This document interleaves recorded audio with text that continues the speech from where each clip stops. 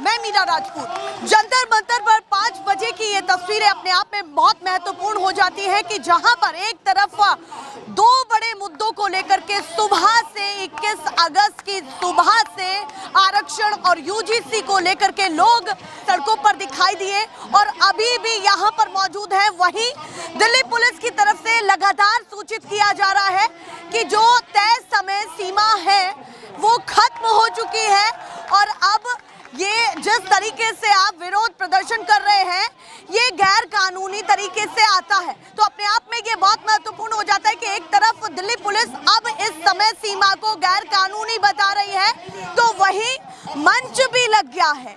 वो लोग जो लगातार आरक्षण को लेकर के, रिजर्वेशन रिफॉर्म को लेकर के और यूजीसी को लेकर के यहाँ पर बैठे हुए हैं, उन्होंने अपने अस्थायी मंच को भी लगा लिया है और सामने देखिए आपको पुलिस दिखाई देगी कि सामने।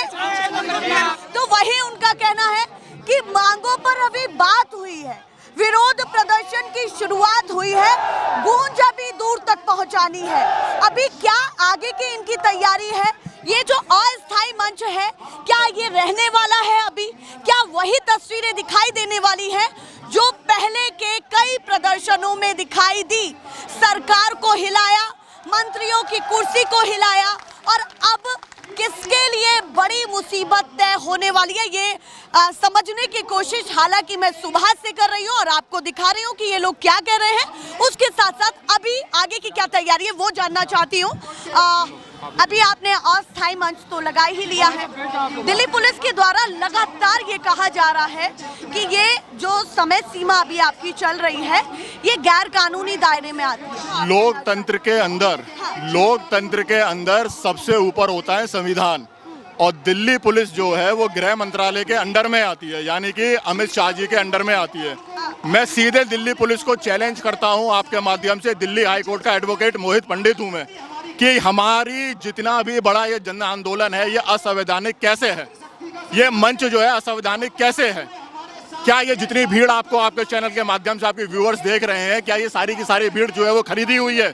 ये सारी भीड़ वो है जो वर्षों से जो है उस आरक्षण के बोझ तले अपना सब कुछ गंवा चुकी है और आने वाली पीढ़ी इस बोझ तले ना दबे, इसलिए ये यूजीसी का रोल बैक और आरक्षण खत्म के लिए ये यहाँ पे जन आंदोलन का प्रस्तावना रखी गई है। ये मंच नहीं हटेगा।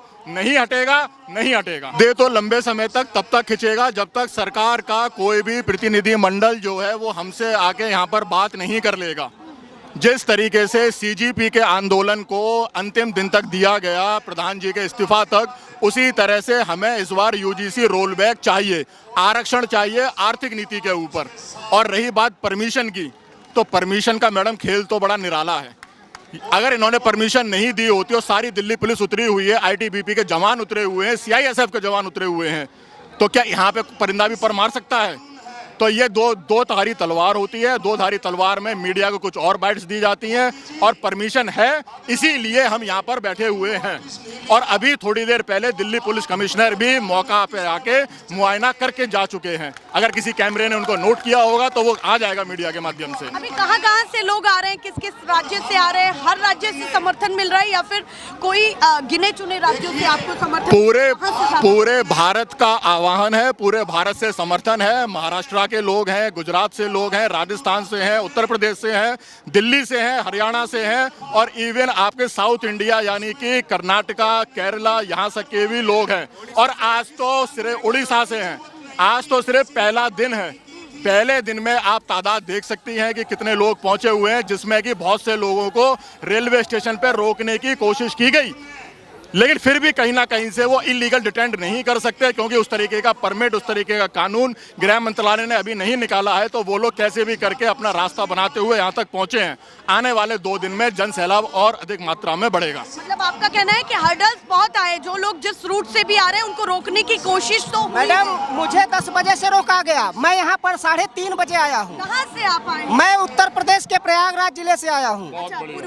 पूर्वांचल से आया हूँ। तो क्या दिक्कत है आपको? दिक्कत दिक्कत ही कुछ नहीं है। दिक्कत यही है जो सरकार यूजीसी और हरिजन एक्ट और आपका ये जो है रिजर्वेशन जो कास्ट बेसिस है, इसके वजह से जो सवर्णों का गला रेत रही है, बस उसी चीज से दिक्कत है। आप चाहते क्या है कि रिजर्वेशन रिफॉर्म में क्या होना चाहिए? एक चीज जो कहीं ना कहीं आपके मन को, हम सरकार से हाथ जोड़ के प्रणाम करके बोलना चाहेंगे कि हमारे समाज में भी गरीबी है, हमारे पिताजी भी किसान हैं, हमारे पास भी बहुत ज़्यादा ज़मीन नहीं है।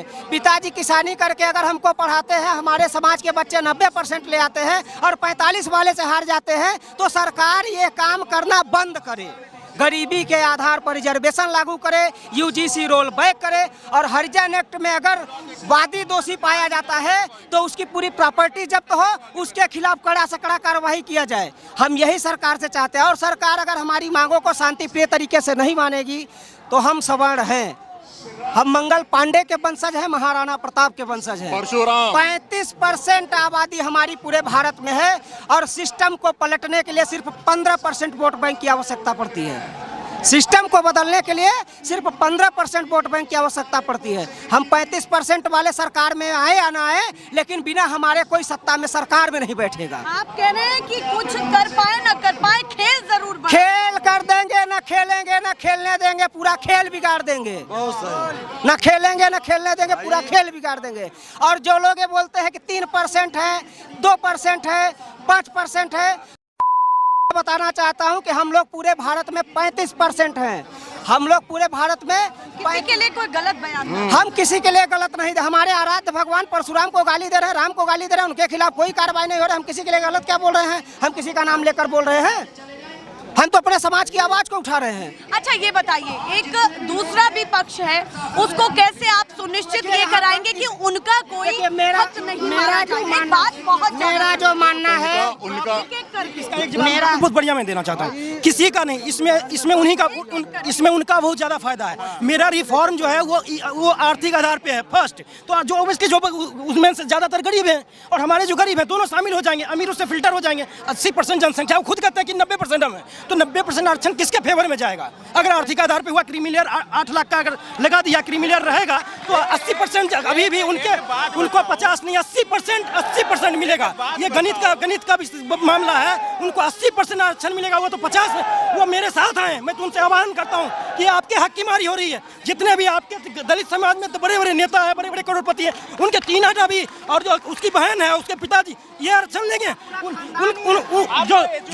जो चिराग पासवान के है वो आरक्षण लेगा, रामविलास पासवान के बेटा गया, उसको मिलना चाहिए। जो उसमें भी हमारे गांव में दलित हैं उनको मिलना चाहिए, उनके समर्थन में है। दलित समाज में भी जो फ्रंट लाइन के दलित हैं उनका ही बिल्कुल उनका ही फायदा हो रहा है। ये 70 सालों से वही बैठे हैं और वही ये चीज खेल रहे हैं, अदरवाइज नहीं होता। सबसे छोटी प्रतिक्रिया की मांग। आपको जो डॉक्टर है, आपको एक जो डॉक्टर ट्रीटमेंट करता है, आपको आप क्या ये चाहते हैं उसको तो 40 -40 मार्क रखेगा तो उसको मतलब सीट मिल जाएगा।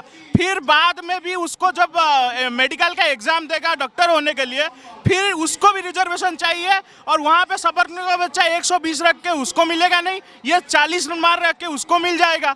आप ये चाहते हैं कि आपका जो ट्रीटमेंट करे सर्जन हो वो 40 मार्क वाले डॉक्टर बने और जो 120 वाले जो पढ़ लिख के डॉक्टर बना है वो ना मिले।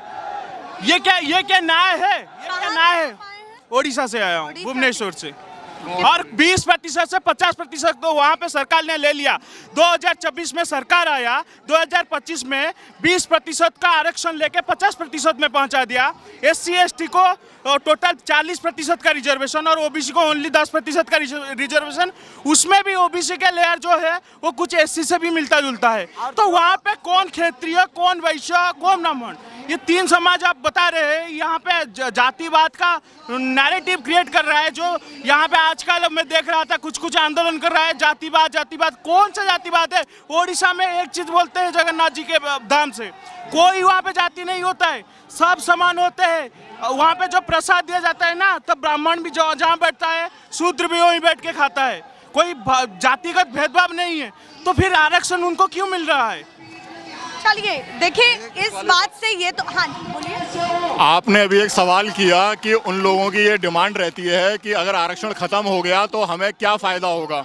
मेरा एक बड़ा छोटा सा सवाल है, कैसे मेरा सवाल ये था कि उनको कैसे सुनिश्चित कराएंगे कि उनका कोई हित नहीं होने वाला है, या फिर आप ऐसी चीजें नहीं सोच रहे हैं कि किसी को पीछे आगे, ये मैं जानना चाह रही हूँ, जो मेरे अंदर क्वेश्चन है। उससे पहले मेरा एक छोटा सा सवाल है। हाँ जी। 78 साल हो चुके हैं और 78 साल हो चुके हैं संविधान को बने हुए, तो मेरा बस इतना सा सवाल है, कितने दलितों का भला हुआ है इस कानून से? बाबा साहब ने संविधान के अंदर क्या लिखा था और उस संविधान के अंदर कितने समय सीमा की डिमांड रखी गई थी? वो सारी चीज़ें राजनीतिक पार्टियां समय समय पे आके अपना संशोधन कर देती हैं, अमेंडमेंट कर देती हैं और उसको चेंज करवा देती हैं। आज वर्तमान परिस्थितियों को देखते हुए हर राज्य के पास एक बहुत बड़ा दलित चेहरा मौजूद रहता है। और मैं यहाँ पे एक प्रशासनिक अधिकारी का नाम लेना चाहता हूँ जो इस टाइम जैसलमेर की जिला अधिकारी हैं, श्रीमती टीना डाबी जी। उनके माता पिता कौन थे? उनके माता पिता भी यूपीएससी एस्पिरेंट्स थे, यानी आरक्षण का लाभ एक पीढ़ी ले चुकी है, उसके बाद दूसरी पीढ़ी टीना डाबी क्यों लेना चाह रही है? और जो बाकी के गरीब हैं, जो बाकी के दलित हैं, उन तक वो व्यवस्था क्यों नहीं पहुंच रही है? तो कहीं ना कहीं ये लूपहोल्स हैं इस राजनीति की वजह से कि इनका वोट बैंक बना रहे। अब तक ये हिंदू मुसलमान की लड़ाई लड़वा के सत्ता में आ रहे थे, अब ये सीधे जातियों पे आ गए। अब हिंदू हिंदू को नहीं होने देगा। योगी जी उत्तर प्रदेश के मुख्यमंत्री हैं, बोलते हैं बटोगे तो कटोगे। ठीक है साहब, हम नहीं बटना चाह रहे, हमने 10 साल से आपको सत्ता उत्तर प्रदेश में दे रखी है।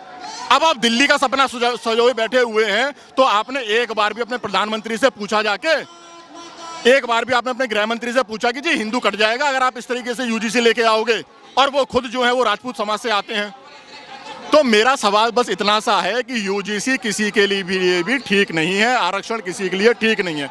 आर्थिक आधार पर करें, आर्थिक आधार पर हमारे मंदिर के पंडित होते हैं, उनको सैलरी मिलती है, कुछ कमेटियां सैलरी देती हैं, कुछ कमेटियां उनको सैलरी भी नहीं देती। मंदिर में जो चढ़ावा आ जाता है उससे बेचारे अपना रोजी रोटी कमाते हैं, उससे अपने बाल बच्चे पढ़ते हैं। वो इतना गरीब परिवार है, ब्राह्मणों में पंडिताई करता है वो मंदिर की, वेद पुराण उसको जानता है, लेकिन आरक्षण नहीं है उसके पास, उसका बच्चा ऊपर नहीं पहुंच पाता, तो उसका बच्चा वंचित क्यों रह रहा है?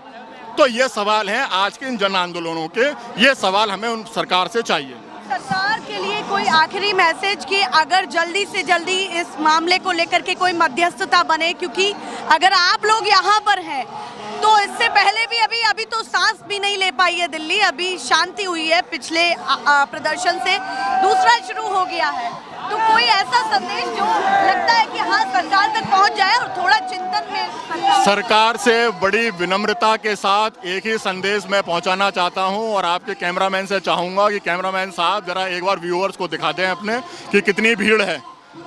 तो ये भीड़ यहाँ पर खरीदी हुई नहीं आई है, ये भीड़ अपनी मर्जी से आई है। यहाँ पे युवा भी है, यहाँ पे जेंजी भी है और यहाँ पे मिलेनियम्स भी बैठे हुए हैं और भी बुजुर्ग बैठे हुए हैं। आरक्षण खत्म करें, आर्थिक आधार पे आरक्षण लेके आए, ये विनम्र हमारा निवेदन है, नहीं तो सत्ता पलटते देर नहीं लगती मोदी जी। ये बात मैं यहाँ पे खुले मंच के साथ कह रहा हूँ और जेल आप मुझको डलवा दीजिए। आपके विरोध में जो भी कोई बोलता है आप उसको जेल डलवा देते हैं, जेल आप मुझको डलवा दीजिए। अभी तो यहाँ पे मैं अकेला खड़ा हूँ इनके साथ, कल को पूरी की पूरी दिल्ली की बार को सड़क पे उतार दूंगा। दिल्ली हाई कोर्ट का वकील हूँ, एडवोकेट मोहित। जय हिंद, जय भारत। किस तरह की चुनौतियां और चेतावनियां सरकार के लिए यहाँ पर खड़ी हैं? 10 साल के लिए संविधान में कहते हैं मुझे आरक्षण भी दिया गया था, वो कहते हैं हम नहीं आज तक पढ़े। एक तरफ हाथ में संविधान लेंगे, एक तरफ खुजली मच जाएगी। एक तरफ हाथ में संविधान लेंगे, अभी विधान वहाँ देखा संसद भवन में, एक तरफ खुजली मच रही है। कौन सी इज्जत तुम कर रहे हो संविधान की? किसने कहा कि ये संविधान लेके तुम खुजली मचाओ?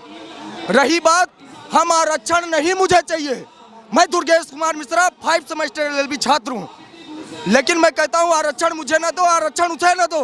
आरक्षण दे दो अखिलेश यादव को, आरक्षण दे दो ब्रजेश पाठक को, आरक्षण दे दो राजनाथ सिंह को, आरक्षण दे दो मायावती को, आरक्षण दे दो और बड़े बड़े जो नेता बैठे हैं जो आज समाज को जगाने नहीं उनको ये मिटाने आए हैं, उनको दे दो आरक्षण। भाई 80 साल से तुम कहते हो मुझे संविधान मिला है, आरक्षण मिला है। पंडित ने अपना खेत दिया कि जोतो बो, पंडित ने अपना बगिया दिया, सरोवर समाज ने दिया, बगिया दिया कि पीर बालो आम बच्चे तुम्हारे खाएं हमारे खाएं।